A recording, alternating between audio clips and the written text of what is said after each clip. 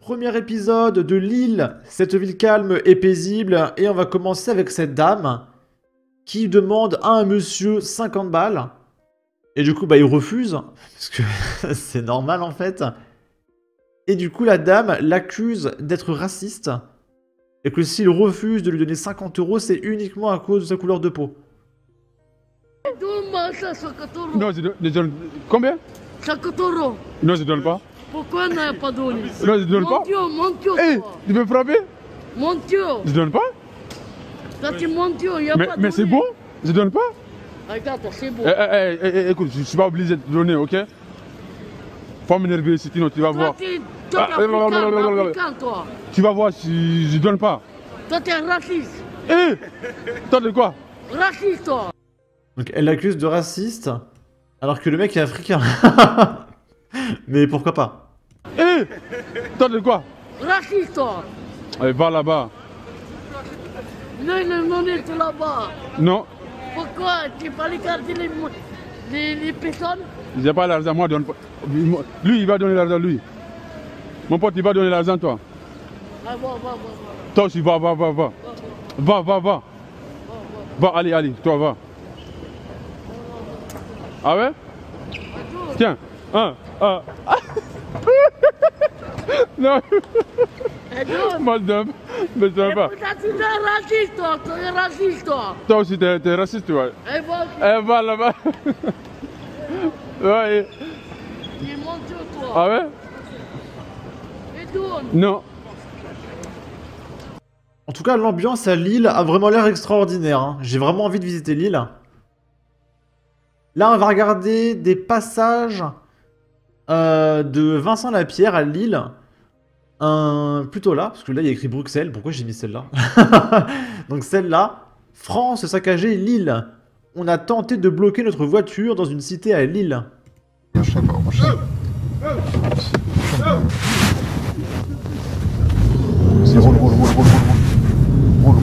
Roule. Vas-y, roule. Fonce. Et donc là, il a fermé sa fenêtre, hein, des fois que le mec arrive à lui choper le bras ou quoi. Fonce, ils vont fermer sinon le truc. Fonce. Vous avez vu, hein, c'était chaud. C'était une mauvaise idée, je suis désolé. Ouais, là c'était stressant, là, les amis. Vous avez vu, en fait, on n'a rien fait, on n'est même pas sorti. Hein. Bah, ils ont vu la caméra. J'ose à peine imaginer si on était sorti. Ouais, vous avez vu l'ambiance, hein, voilà. Voilà l'ambiance, on est à Lille, on est en France, à Lille. On n'est pas à Chicago, on n'est pas à Bogota, on n'est pas à Medellin, on est à Lille. Bon, la voiture, j'espère qu'elle a pas pris un gros pet. Bon, là, je pense qu'on est hors de danger, non, j'espère? On a bien fait de se barrer tout de suite avant qu'ils nous bloquent dans leur cité. Mais oui. En même temps, quelle idée de se balader en voiture en France. C'est beaucoup trop dangereux, il faut rester enfermé à la maison. Et toucher la CAF, etc. Et ne pas sortir de chez soi. Hein, tu commandes tes courses, à livrer à domicile, etc. C'est comme ça qu'il faut vivre en France en 2025. Les hôpitaux de Lille sont saturés. Je travaille dans le secteur du médico-social, ça s'empire, c'est explosif. On manque de personnel de plus en plus, beaucoup de démissions. Et dans le milieu hospitalier, c'est pareil. Donc les hôpitaux de Lille sont saturés? Ils sont saturés, ouais. Ah oui, c'est vrai? Ah oui, ils sont saturés, ils sont en manque de personnel aussi. Ça devient compliqué, on en manque de médecins aussi, surtout. Les médecins, on en manque beaucoup de médecins. Et il nous faut des médecins parce que ça devient de plus en plus compliqué, quoi. Tout ce secteur-là, le médico-social, ça devient compliqué. Le secteur de l'handicap, la prise en charge, ça devient compliqué. Aujourd'hui, on va avoir plus de cas psy aujourd'hui, de plus en plus dans le milieu de l'handicap. C'est quoi de cas psy? Des troubles du comportement. C'est les mecs qui crient Wallah en donnant des coups de couteau. Ils sont malades. On a quand même dans le milieu de l'handicap de la schizophrénie. On vide les hôpitaux psychiatriques qui sont considérés comme de l'handicap dans les secteurs du médico-social. Le personnel n'est pas formé non plus à être face aussi à des cas psy. Et on manque de personnel aussi là-dedans. Moi je travaille dans le... Un petit bilan en France. On n'a plus de thunes, on est ruiné, on n'a pas de système de santé, on a plein de psychopathes, des mecs qui sont schizophrènes, fous furieux, etc. C'est génial. C'est absolument génial. Il y a beaucoup de bruit. Désolé, les travaux. Là, c'est Marie qui témoigne. Je peux en parler de l'hôpital de Lille. Mon mari a été opéré d'un cancer, même les chambres de soins intensifs sont trop petites. Beaucoup de matériel pour les grosses opérations et pas de place pour les soignants. Des mois d'attente pour une opération qui n'a servi à rien, car le cancer a progressé dans l'attente de l'opération. Au CHR de Douai, c'est pareil aux soins palliatifs. On nous a demandé des draps de bain, du savon, des gants de toilette, aucun matériel de base. Par contre, l'équipe est très gentille. On m'a demandé de reprendre mon mari à la maison pour mourir, car les lits des soins palliatifs doivent tourner, m'a-t-on dit. C'est triste, et ne parlons pas des urgences, c'est la cata.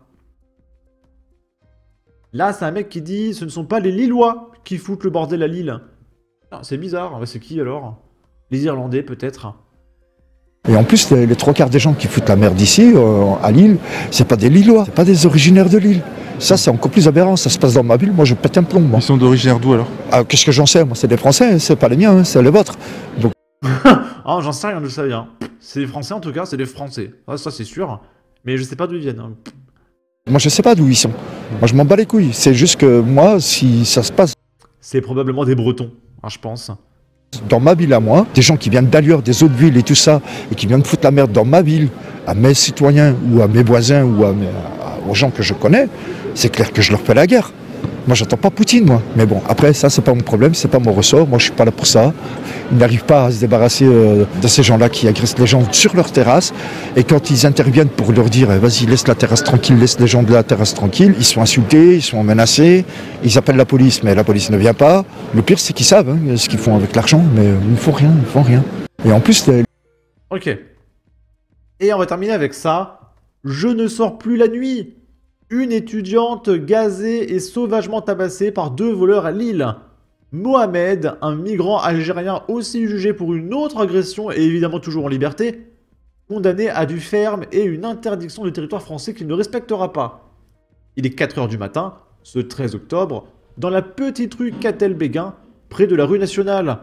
Une étudiante toulousaine de 21 ans marche avec ses bagages en direction des gares afin d'y prendre une navette pour l'aéroport. Soudain, 2 individus l'aspergent de gaz lacrymogène et lui dérobent un téléphone et ses lunettes. Mais l'étudiante ne se laisse pas faire et court après ses agresseurs. Les 2 hommes la jettent alors au sol et la rouent de coups de pied et de coups de poing. Ils prennent ensuite la fuite avec l'un de ses sacs contenant des bijoux, des papiers, des vêtements et une carte bancaire. L'étudiante est abandonnée avec une fracture du nez. J'ai été gazé, mis au sol et frappé gratuitement. Je me souviens du craquement de mon nez et du goût du sang. Aujourd'hui, je ne sors plus la nuit. Mon sommeil est perturbé. Je vois mon agresseur dans chaque homme que je croise. Et de s'adresser au prévenu. Mais pourquoi moi? Les policiers ouvrent une enquête et soupçonnent tout de suite un Algérien de 18 ans, mis en cause dans une autre agression. C'était le 28 septembre vers minuit, rue Masséna. 2 amis qui rentraient chez eux avaient été gazés par 2 inconnus au lacrymogène. Aveuglés, les 2 jeunes gens s'étaient fait voler. Le procureur rappelle que les 3 victimes ont bien reconnu le prévenu, soulignant l'absence de compassion dans ces faits. Le tribunal a déclaré Mohamed coupable et l'a condamné à 18 mois de prison ferme avec maintien en détention. En sortant, il sera interdit à vie de territoire français, mais ça on s'en fiche parce qu'il ne sera pas expulsé, donc il se baladera comme d'habitude et il continuera d'agresser les gens. Sur ce, n'hésitez pas à donner votre avis, votre opinion, à partager, liker, commenter, ça aidera au référencement de la vidéo sur YouTube. Abonnez-vous, suivez-moi sur Twitter, prenez soin de vous, salut!